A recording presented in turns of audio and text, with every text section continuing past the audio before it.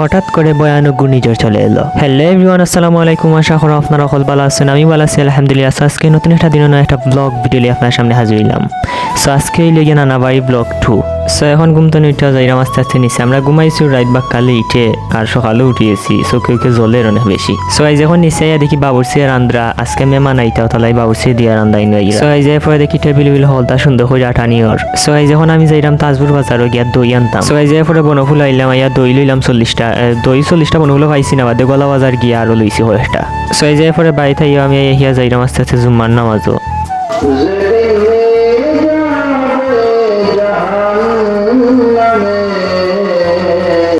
আজ পরে জুম্মার নামাজ শেষ হওয়ার পরে যে মেঘ আইছে আমরা খেয়েও বাড়ি যেতাম পারলাম না। আজ পরে মেঘ শেষ হওয়ার পরে আমরা বাড়িতে আইলাম, আইয়া হল্লা রেডি হলাম, মেহমান এখন খানিত বইবা।